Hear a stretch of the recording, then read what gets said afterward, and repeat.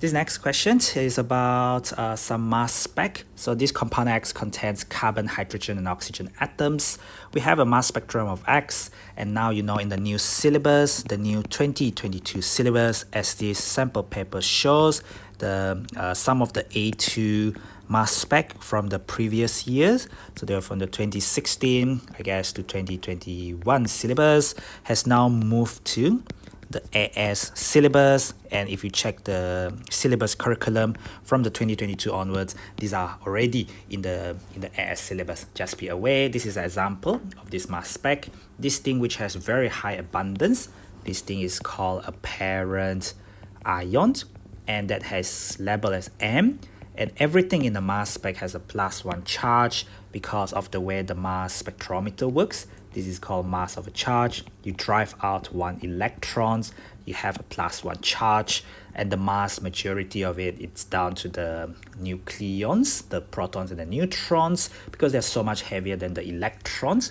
where if you lose 1 electron, it's only about 2,000 times lighter than the mass of a protons and neutrons. It makes almost no difference to the whole number, unless you have a very accurate mass spec that will read up to, like, I don't know, 3-4 decimal place like that. This thing, which are much smaller in intensity, is actually 1 unit higher, 1 mass unit higher. It's called M+1. So the mass is +1, but the charge remains +1 there because everything in the mass spec is +1 there. So M+1 does not mean the charge is, well, the charge, everything in the mass spec has to be +1, right? The species in the mass spec. But this is just the parent ion M. This is not the parent ion. This is M+1 as a result of carbon-13. Carbon-13 is an isotope of carbon-12. Carbon-13 is around 1.1% abundance. And this is the origin of this formula, where you are supposed to get the number of carbon atoms in the molecules by comparing the isotopic abundances, the relative abundance of the parent ion, the M+, compared to M+1 there. So this formula is stated in your syllabus under the AS curriculum, 100 over 1.1, courtesy of the 1.1% of carbon-13. This is the percentage of, let me try and get this right. So I know this is the slightly bigger number. I know I have to multiply by the slightly smaller number. So there must be the M+1, which is of the smaller intensity. And then I'll get the percentage of M, which is the one which is very much higher in intensity. This is 100 for this percentage of M there. So 100 over 1.1 times. The thing at the bottom, there was the parent ion. And the M+1 is the parent ion plus the mass of 1, so 6.5 there, as stated in the question. We are asked to show that there have 6 carbon atoms in the molecule.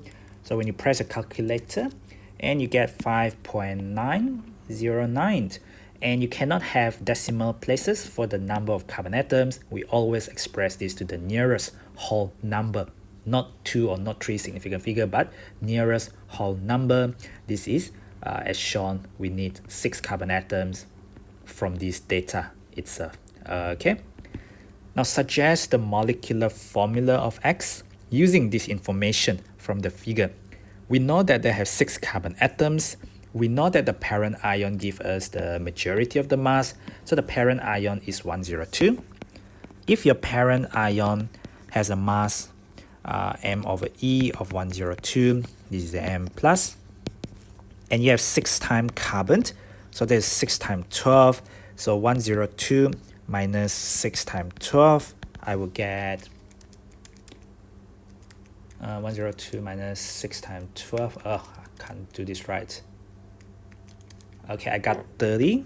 So 30 is my remaining masses, and I know that my compound contains carbon, hydrogen, and oxygen only. I already dealt with the carbon, so I still don't know how many hydrogen and how many oxygen. When I think about oxygen, the relative atomic mass of oxygen is 16. Well, for oxygen, 16 isotope, of course. I cannot have 2 oxygen because 16 times 2 is 32, so that doesn't make sense. So therefore, only 1 oxygen. If you only have 1 oxygen, then 30 minus 16 times 1, you're going to get 14 hydrogen. So I know I'm going to have 6 carbon, I'm going to have 1 oxygen, and then if I take away 100 minus, because my parent ion just now was 102, minus 6 times 12, I get 30.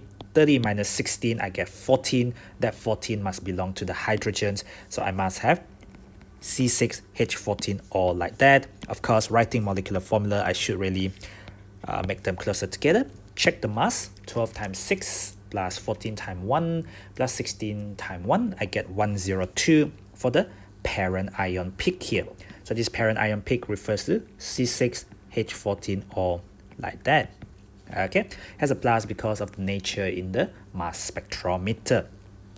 Now suggest the molecular formula of the fragment of X at m over E equal to 31. There will always be some special number you're looking out for. Things like you fragment CH3. If you cut away CH3, if you fragment away CH3, this is 15. CH3, CH2 is 15 plus 14 is 29. And now you have CH3, CH2, CH2. This thing is going to be 43 if you add another 14 there, but none of them matches this 31.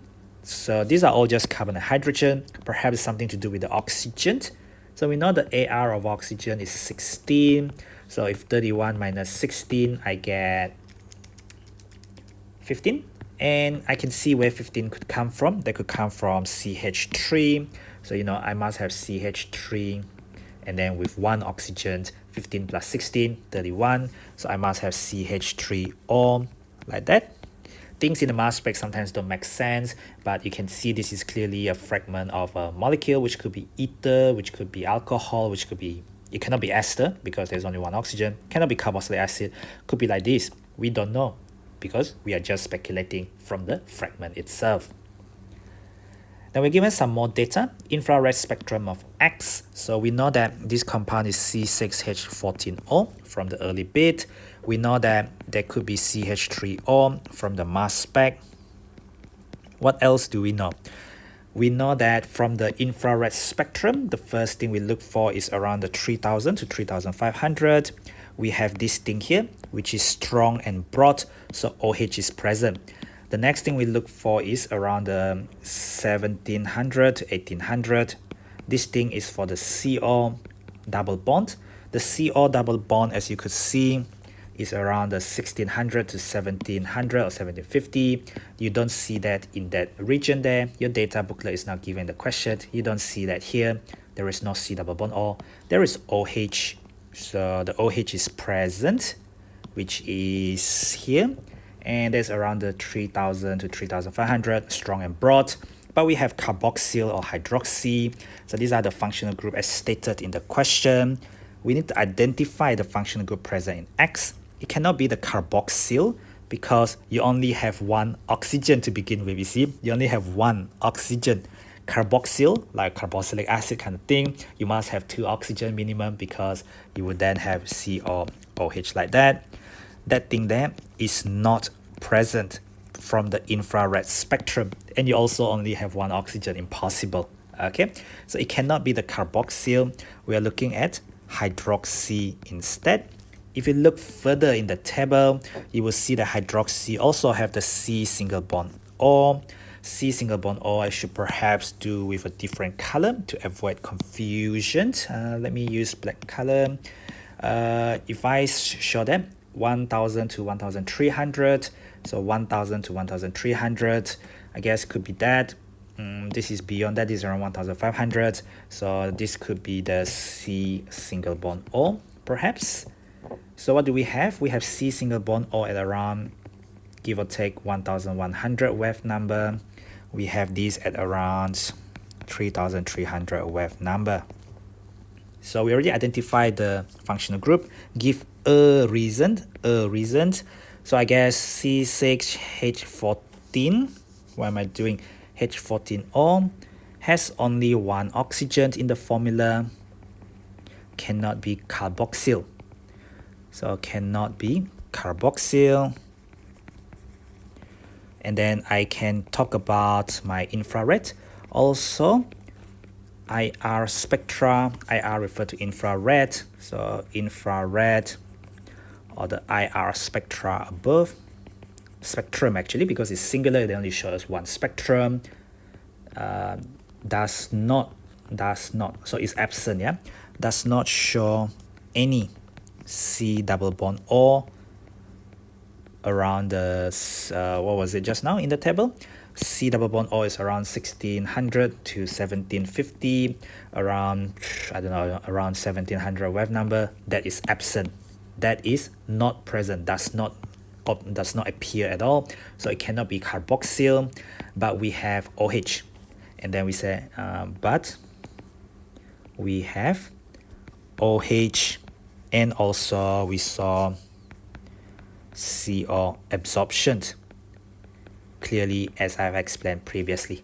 Okay, and that's the end of that 5-mark question there. Actually, that's the end of the paper already. So, thank you for watching. Don't forget to click the button on the bottom right to subscribe to my channel. Follow me at ptet.chemistry on Facebook, Instagram, Twitter, and Telegram to get connected.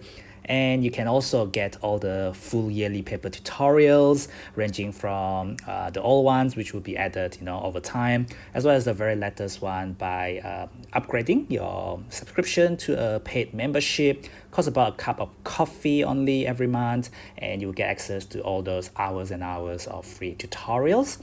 And in a way, they will support my work and ensure that the work continues. And yeah, thank you for supporting my work. And you might need to get through with a VPN, a virtual private network, to ask around how to get through a VPN. And once you upgrade the membership, then you can watch it without needing the VPN in the future. All right, thank you for watching. I'll see you in the next tutorial video.